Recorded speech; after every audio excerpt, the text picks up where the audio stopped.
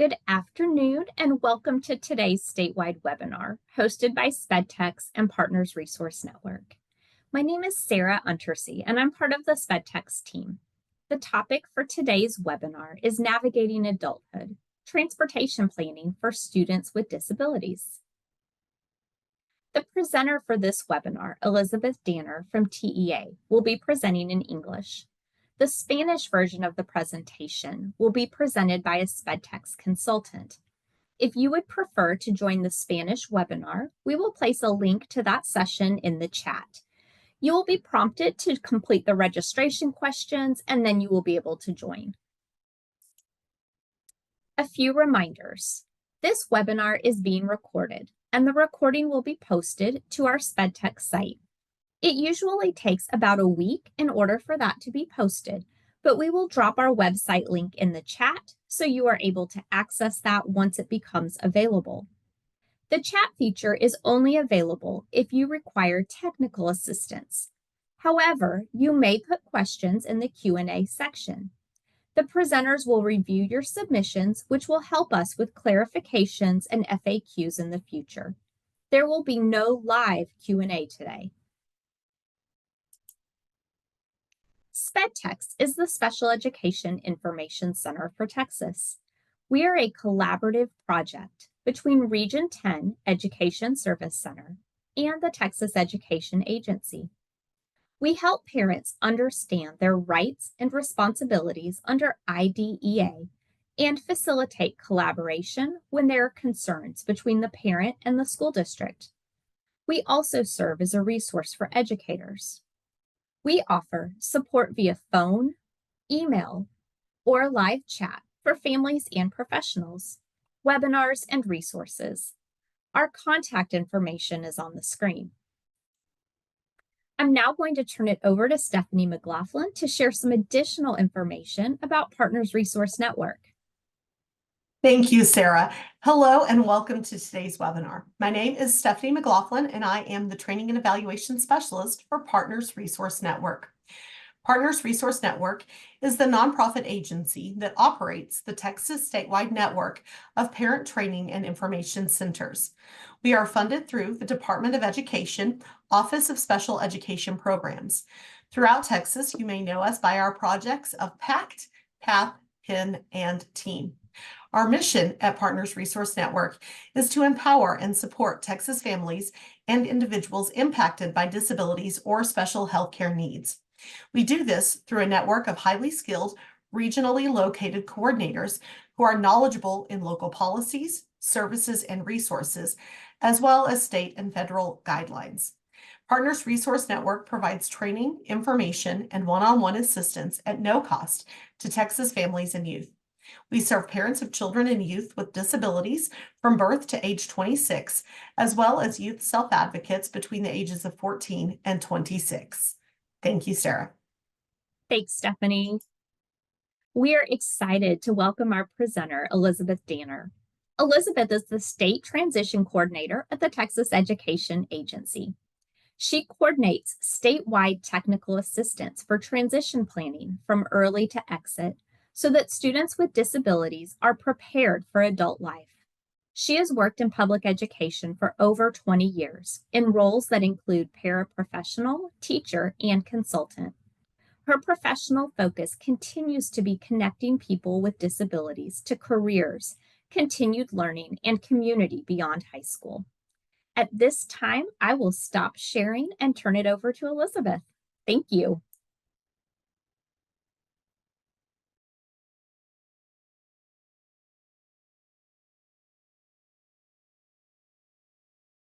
Thank you, Sarah, and thanks so much for letting me come join today. And thank you to those who have joined today's session about planning for transportation as part of secondary transition planning. I'm glad that you're here.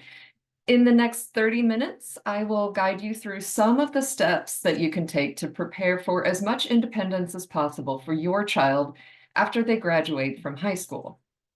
You can download the slides for this webinar from the SpedTex website, as Sarah said, and the resources that we review during the webinar are linked from the slide. So let's begin with the foundations of transition planning. By your child's 14th birthday, their admission, review, and dismissal, or ARD committee, will include post-secondary goals in your child's individualized education program, or IEP.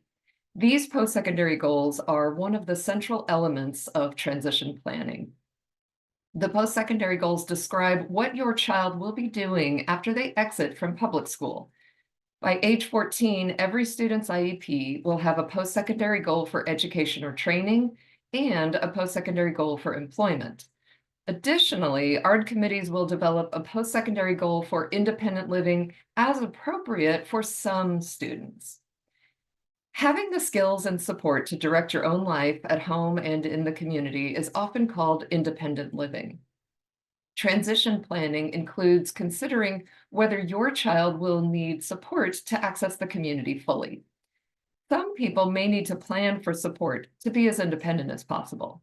Figuring out transportation is part of planning for independent living. The Texas Transition and Employment Guide supports students and their families in planning for their transition to adulthood. This guide is available in English, Spanish, Vietnamese, Korean, and Chinese. If you have downloaded the webinar slides, you can click the image to open the Texas Fed Support website, or you can type the address on the slide into your web browser to access the guide. You can also find the link to the guide in the SpedTex resource locator. The Transition and Employment Guide includes a section devoted to considerations for independent living. The list on this slide is a good starting point to consider independent living in adulthood for your child. Picture your child on their best day when they are able to use their skills to the best of their ability. Think about the supports they need at home or in the community. Does their disability impact activities like cooking, cleaning, or shopping? What about showering or getting dressed? Can they spend time with friends or be on their own outside the home? Would they be able to get help in an emergency? And most importantly, for the topic of today's webinar, does your child need support to get to a friend's house or other places in the community? As they grow older, your child will change and build skills in each of these areas. Who they are today is not who they will be when they are an adult.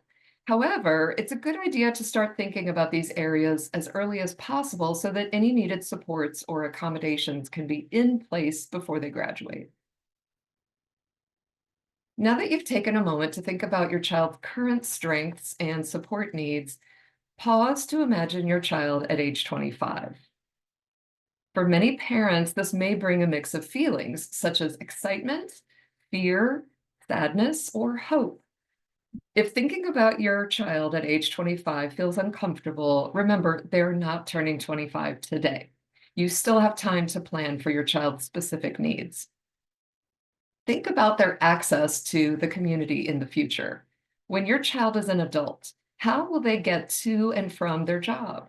How will they go to a doctor's appointment, hang out with friends, or go shopping? The answers will vary, and for some students, this may require creative approaches to transportation. During their school years, your child most likely has access to transportation through school, such as the bus.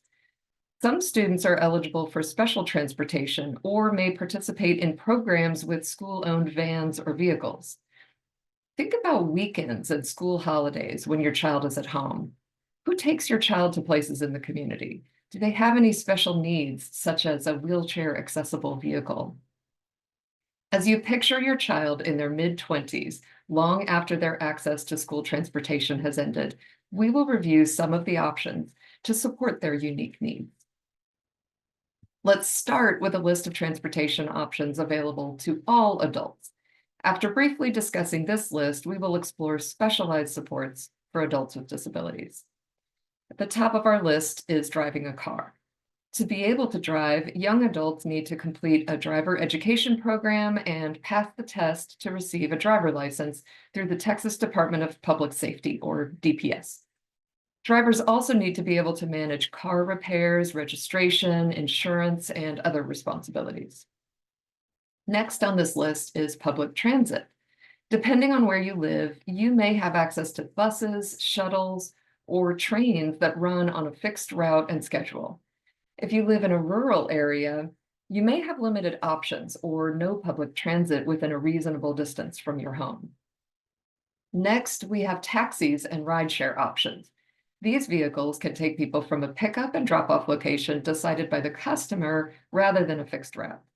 Passengers can call the taxi company or download the rideshare app to schedule a ride.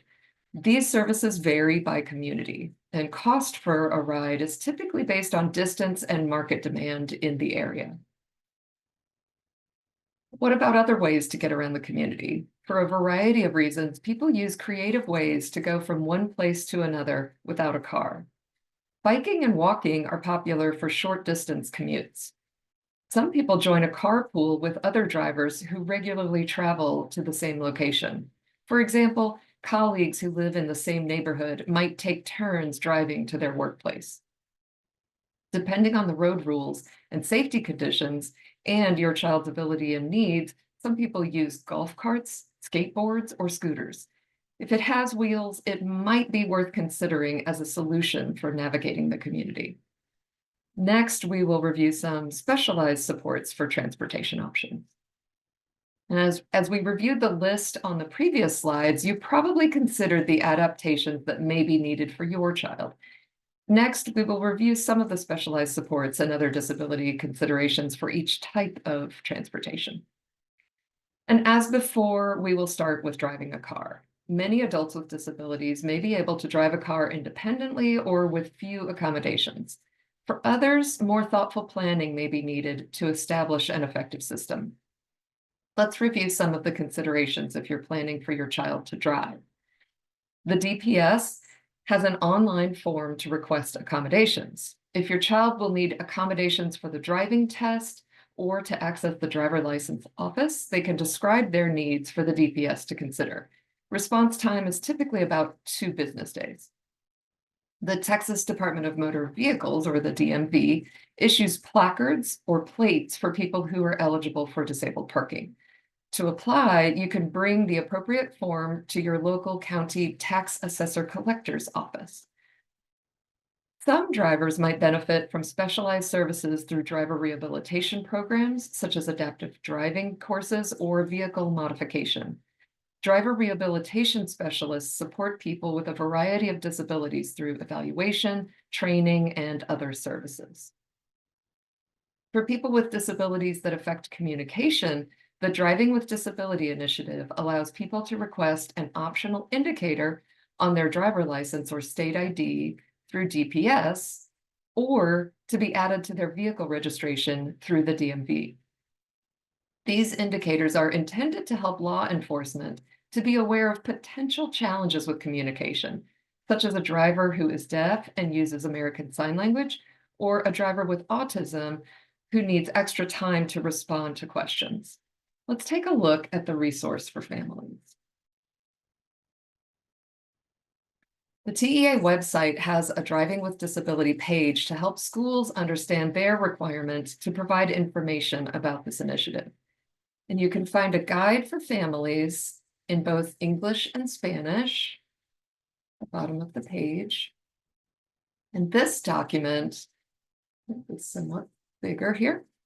This document describes the options for individuals to voluntarily request information about their communication needs to be added to their driver license or state ID or vehicle registration. There are also descriptions of the types of communication challenges and links to the required forms. And the last page is for students to consider their options and take action. And there's also a link to the Texas Driving with Disability page on the Governor's Committee on People with Disabilities website. If you are planning for your child to drive a car, consider any unique needs related to driving. Will they need any specialized supports to get a driver license, drive safely, or maintain their own vehicle? If you haven't already thought about their specific needs related to driving, start talking as a family about what you see for driving in adulthood. If your child is not expected to drive a car, the first transportation option to consider is public transit. Many public transit agencies offer reduced fares for seniors and people with disabilities. You can contact your local transportation provider to learn more about the option, including how eligibility is determined. It may also be helpful to ask about accessibility features, such as wheelchair lifts or special seating. And as with reduced fare, it's important to understand the options available through the public transit system your child is planning to use. Depending on where you live, there may be special transit available, such as paratransit for people with disabilities. This service is available for people whose disabilities prevent them from using a fixed route system. Paratransit offers service from the rider's origin, for example, their home, to their destination, for example, to a doctor's office. Paratransit rides are typically scheduled in advance rather than on demand. Rural transit systems help people in rural areas access healthcare, shopping, education, employment, and recreation. You can find your local transit agency on the Texas Department of Transportation, or TxDOT, website. Let's take a moment to visit this website.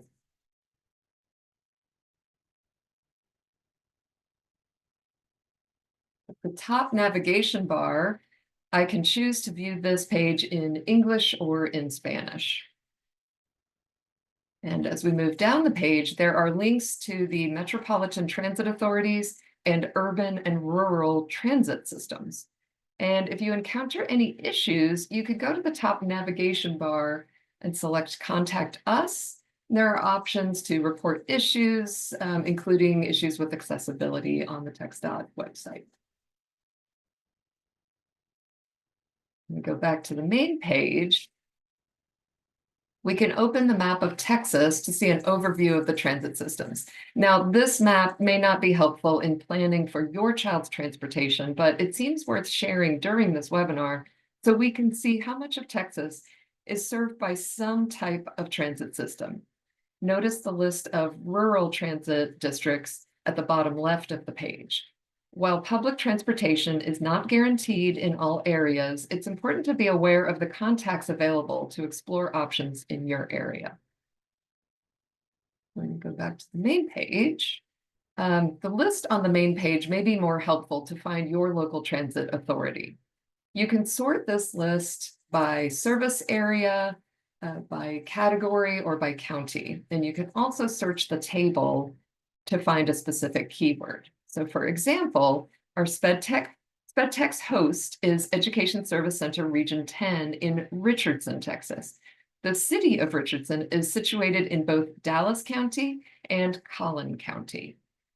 So when I type Dallas into the search bar, I see some of the results for that. And then when I click the blue bubble to remove Dallas, and I enter Collin and click search, we get more results.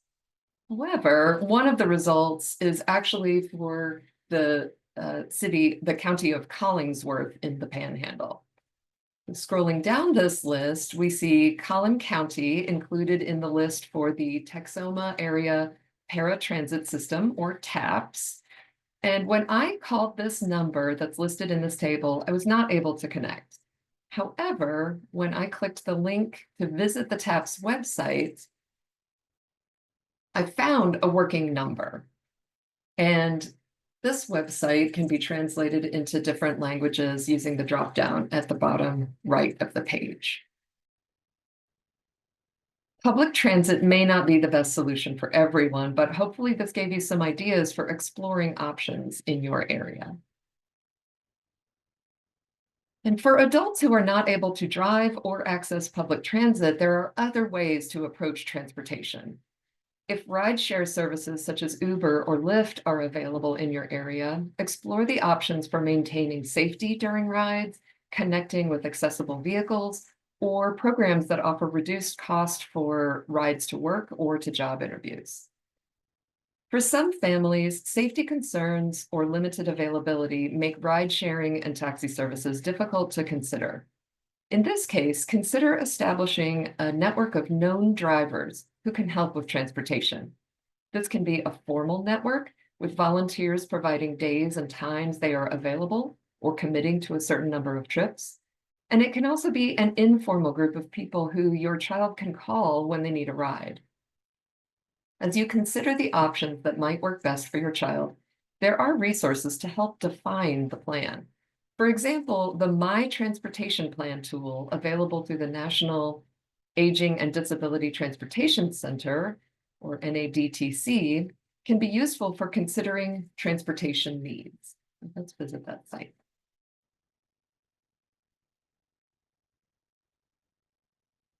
This document is only available in English. However, it can be easily translated to other languages since it has very little text. The introduction at the top of this page recommends that you write down recurring and one-time trips, including shopping, religious services, beauty shop, pharmacy, medical appointments, and social activities. And that you be sure to note assistance needed with mobility device, carrying bags, getting into building, length of appointment, need for return ride, etc. The table on this page is divided into two types of transportation, recurring activities or one-time trips.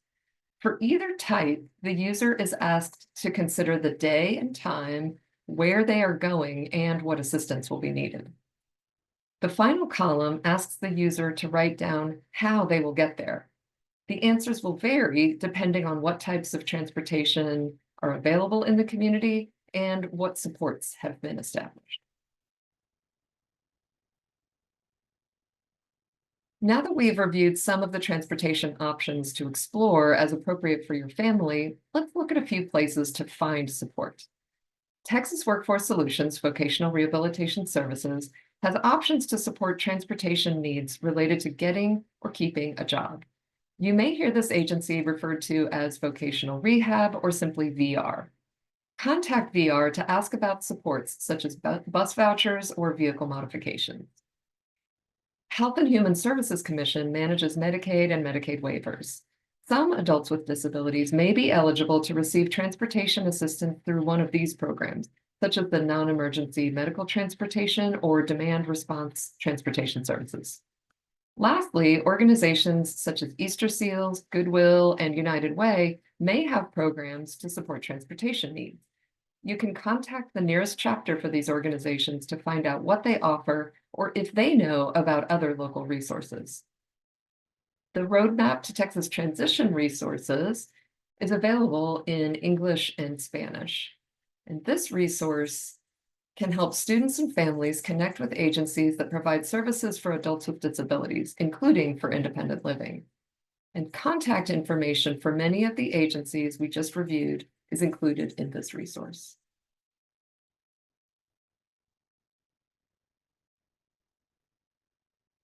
Another resource to explore is findhelp.com from Easter Seals. When I land on the home page for this website, I can choose which language I want by using the drop-down list at the bottom left menu bar. To find resources in my area, I can enter a zip code. We will start in El Paso and work our way east across Texas, but don't worry, we won't enter every zip code for our very large state. I'll just review a couple of places so you can see the range of resources for different types of towns. So I'll start by entering one of the zip codes for El Paso.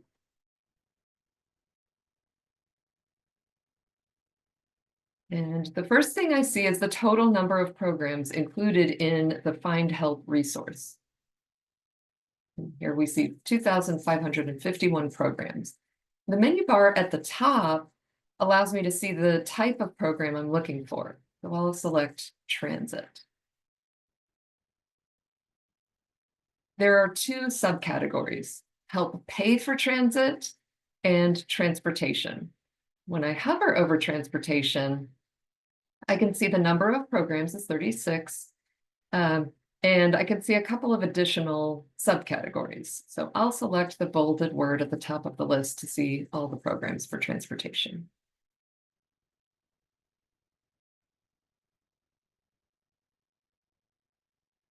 Verifying that I'm a human, and indeed I am. As we scroll down this list, we see several sources that may not offer transportation directly, such as the Children with Special Healthcare Needs program, but they may be able to help coordinate or support transportation.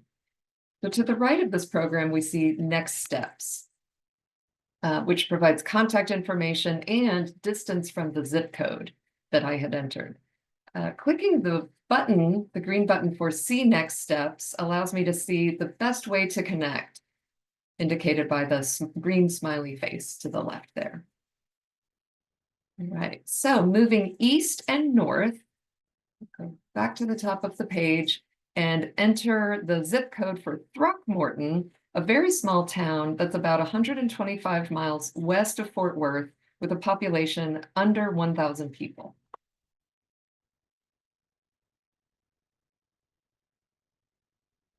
I was surprised to see such a high number of programs for such a small town, but when we go to our list,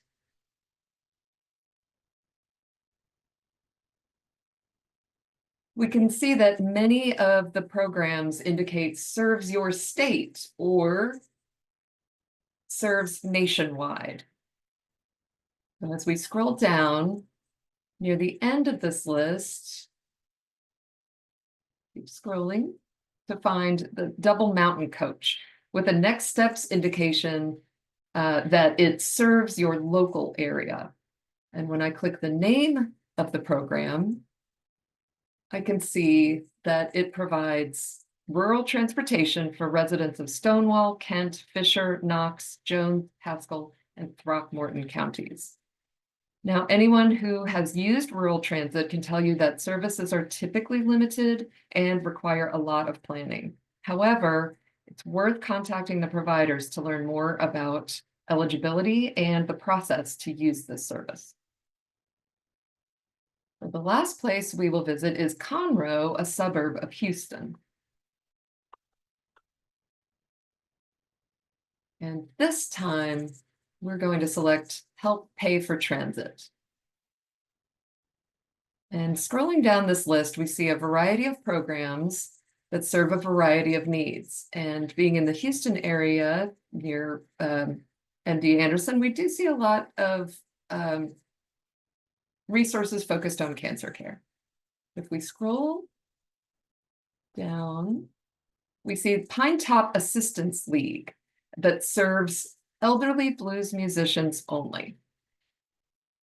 I am pointing this out as a reminder that you can use this resource that we are reviewing today. You can use this to quickly rule out some of the programs that do not apply to your situation.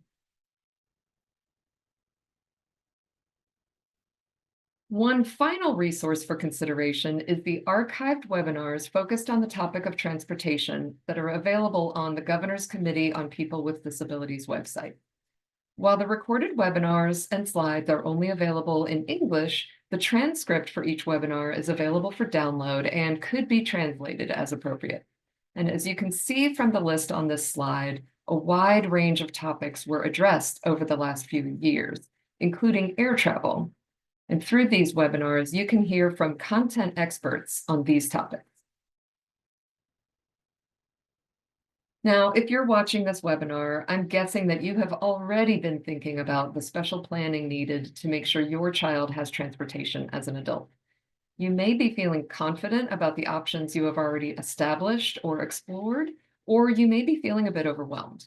So let's focus on the next steps to take wherever you are in the process.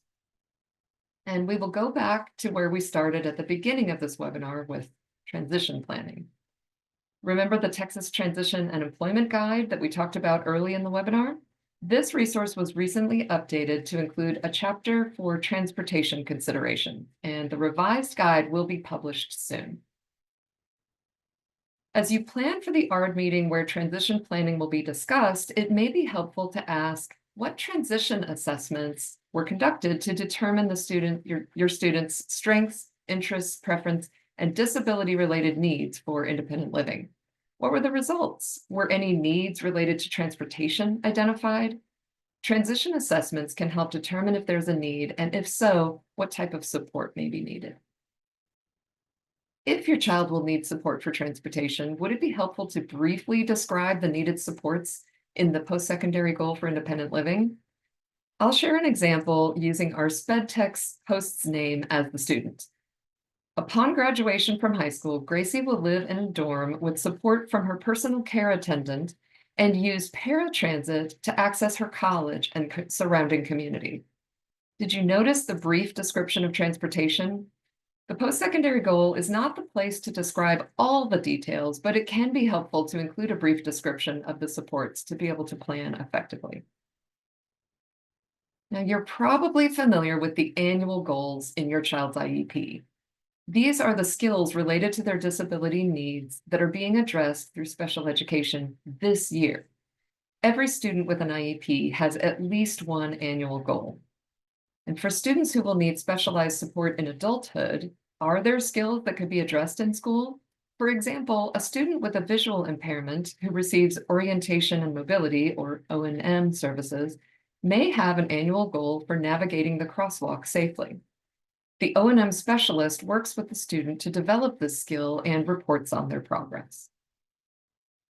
And lastly, we can consider the coordinated set of activities. And I like to think of this as a to-do list that helps track what can be done now to put supports in place for adulthood.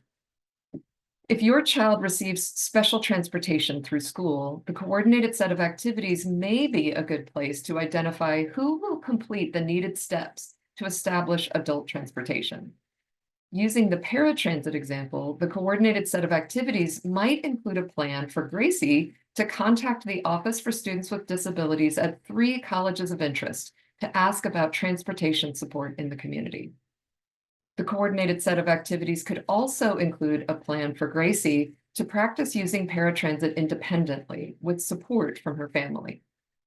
For another student, taking driver's education might be included in the courses of study with support from their special education teacher to request accommodations. Hopefully, this quick review helps demonstrate that transition planning can include considerations for transportation in a variety of ways. As we wrap up today's webinar, I want to suggest some next steps you might take. First, think about what best day means for your child. When they are using all of their skills to the best of their current ability, what does independence look like for them? Really consider the supports that are needed to get from one place to another safely. Once you have a clear idea of what supports are needed for your child to be as independent as possible, talk as a family about your goals for transportation. Consider the options in your community or the options where they might live in the future. If you are feeling overwhelmed, pick one resource that we reviewed during this webinar. For example, visit the Easter Seals Find Help website or contact your local VR office to ask about transportation services for eligible individuals. And with that, I would like to thank you for joining my session today, and I will hand this back to the SpedTex group. Thank you, Sarah. Thank you so much, Elizabeth. We really appreciate your time today. Thank you everyone for being here. We are going to go to Stephanie McLaughlin to share some additional information about Partners Resource Network. Thank you, Sarah, and thank you, Elizabeth, for that excellent information. Again, Partners Resource Network is the nonprofit agency that operates the network of parent training and information centers. We are here to provide training, information, and one-on-one assistance at no cost to Texas families and youth. We have a network of regionally located coordinators here to help you, and I'll put our information in the chat box, and it's also on the screen as well. Thank you. Thanks, Stephanie. Have questions about special education? Contact us at SpedTex, your source for special education information. We're happy to help. Our contact information is on the screen.